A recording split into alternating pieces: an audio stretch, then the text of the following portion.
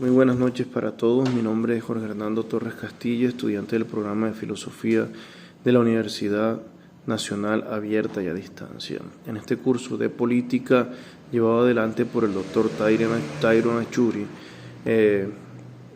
fuimos invitados a un conversatorio sobre epistemología y la filosofía de la inteligencia artificial. En este conversatorio, tres de nuestros docentes, el profesor John, el profesor Andrés Camilo y el doctor Tyron Achuri, nos plantean las limitaciones y las dificultades que tiene la inteligencia artificial. Algunos de los puntos que me gustaría resaltar son los siguientes. El primero, el profesor John, que plantea esta línea tan delgada que nos presenta el uso de la inteligencia artificial y sobre todo cuando el profesor habla de transhumanismo. La explicación del transhumanismo como esta dificultad de diferenciar entre el mundo real y lo que es el mundo propiamente de la ficción de la inteligencia artificial. Esto nos plantea en cierto sentido un nuevo orden mundial, como muchas veces se viene hablando. Al mismo tiempo, cuando se expone este concepto de poshumanismo, lo que está más allá de lo humano, el profesor plantea una nueva clase de proletariado. Esto es significativo porque yo pienso que es muy importante cuando el profesor hablaba de empresas como Rappi, el uso de la inteligencia artificial, el uso de las plataformas, el uso de distintas aplicaciones. En cierto sentido se vende un ideal de libertad a los trabajadores. Sin embargo, esto no es así, dado que nos encontramos con un proletariado también esclavizado, al mismo tiempo que, aunque tiene acceso a la información 24/7 y puede trabajar en el horario que quiera, también nos encontramos con personas esclavizadas, y no solamente esclavizadas, sino que también manipuladas por la inteligencia artificial. Un tema que me llamó la atención también es cómo la inteligencia artificial puede reemplazar e imitar algunos comportamientos humanos. Precisamente la inteligencia artificial es como una sustracción de procesos humanos, y lo que busca en cierto sentido, según los grandes creadores de la inteligencia artificial, es agilizar procesos que hace un ser humano por medio de un algoritmo o de un robot.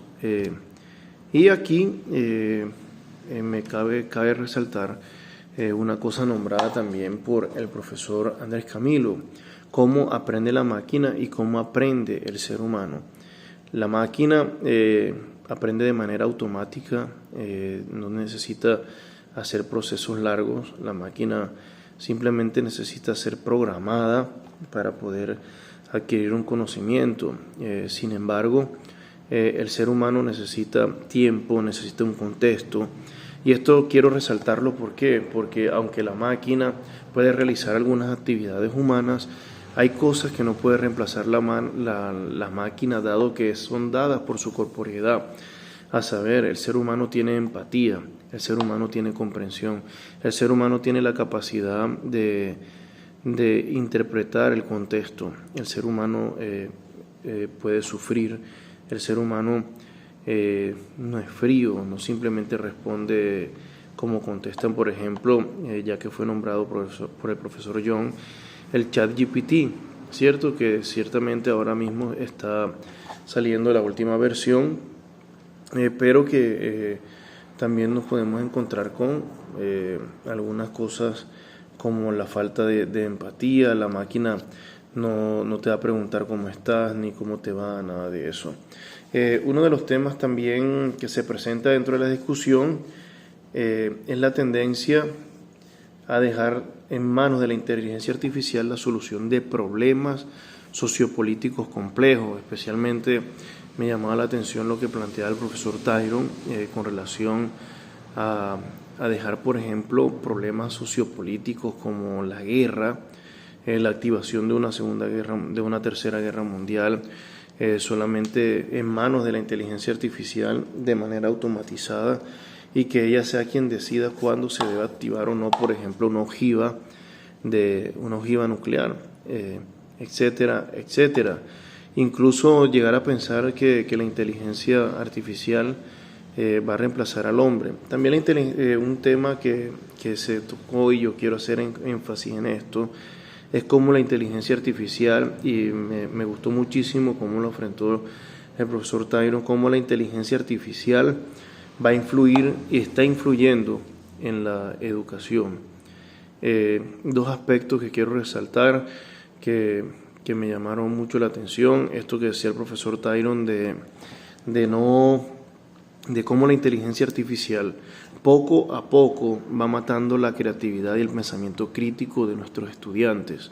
Esto me parece de suma importancia porque yo creo que en una sociedad que pretende sustraer los procesos que nosotros normalmente hacemos de manera, digamos, no tan rápida como lo hace la inteligencia artificial, algunas actividades como leer un libro, actividades como hacer un ensayo, actividades como exponer un tema de manera abierta o una investigación rápida, no tan rápida, por decirlo así, como lo resuelve el ChatGPT, por ejemplo, llevan a un cierto facilismo y matan la posibilidad de un estudiante con un pensamiento crítico. En este contexto yo creo que me pareció muy oportuno lo que decía el profesor sobre el papel que juega la filosofía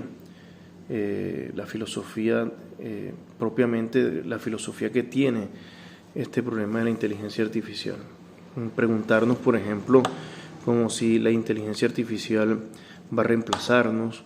Es posible que la inteligencia artificial elimine ciertos trabajos o ciertos empleos como el del docente, que elimine también al mismo tiempo algunos procesos realizados por la mano de obra. Se me venía a la mente, por ejemplo, cuando la revolución industrial, todo el proceso del ludismo, todo este proceso de destrucción de las máquinas, porque precisamente las máquinas estaban ocupando el lugar de muchos empleados, y todo este proceso que se da en la revolución industrial para que el ser humano no sea reemplazado. Aquí cabe hacer muchas preguntas, especialmente ¿es posible que la inteligencia artificial nos reemplace? ¿Es posible que la inteligencia artificial anule la calidad del ser humano, su pensamiento crítico, que anule la posibilidad de realizar estudios sociales, estudios que den luz o una alternativa propia de salida a nuestra sociedad? En el ámbito de la educación, yo creo que la inteligencia artificial, a mi modo personal, representa también un avance. Recuerden que nombraba el profesor Tyron cuando apareció el videobeam, cuando apareció, por ejemplo, la fotocopia, que fue un avance, cómo después de la fotocopia pasamos al videobeam, del videobeam al computador, del computador ahora a la inteligencia artificial, y cómo estos han ayudado en cierto sentido a mejorar la forma de enseñanza. Sin embargo, yo creo que aquí hay que replantearse muchas cosas. Por ejemplo, el papel del docente. ¿Cuál es el rol del docente? Cuando ya yo sé como docente que mis estudiantes están realizando sus tareas prácticamente todas en el ChatGPT o algunas plataformas como Yumata, que con un texto se monta y le hace el resumen en menos de un minuto. Ya tienes un resumen con los puntos que quieras, te hace un texto, le pones que te pague un texto crítico, analítico, y te lo hace. Esto lleva a plantear, por ejemplo, si preguntas cómo estamos formando una sociedad mediocre, una sociedad que no tiene la capacidad de preguntarse, una sociedad que no tiene la capacidad de mirar más allá, sino simplemente su comodidad. En cierto sentido, una comunidad o una sociedad hedonista en la que pretende no tener ningún tipo de esfuerzo. Entonces a mí esto me llama la atención. Y por último me gustaría resaltar una cosa, que es la dependencia que causan estas plataformas y estos robots de inteligencia artificial. Una dependencia, cuando hablamos de dependencia necesariamente estamos hablando de un problema ético ¿Por qué? Porque representa un acto humano vicioso, ¿cierto? Un acto humano vicioso que debe ser incluso muchas veces tratado de una manera patológica.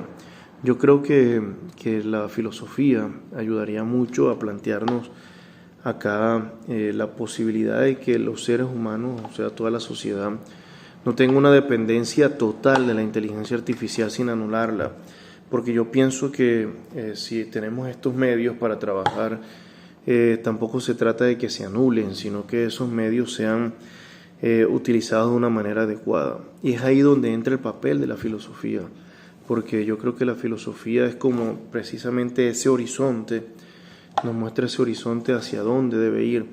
Yo pienso que el ser humano no debe ser reemplazado nunca. El ser humano, dado que tiene esta dimensión social, no debe ser reemplazado por una máquina al final, digamos, en la que el ser humano se ve reducido a dirigirse especialmente a una pantalla, por ejemplo. No somos islas, no somos cosas, entes tirados al vacío, sino que somos seres sociales, razonales, intelectuales, trascendentales. Y pienso que también la inteligencia artificial tiene un riesgo, y es que quiera anular la trascendencia del ser humano. Desde este punto de vista me pareció sumamente importante toda la conferencia, la posición de cada uno de los ponentes. Entonces, muchísimas gracias. Espero que este breve recuento de 12-13 minutos pueda servir de explicación de este video. Muchísimas gracias.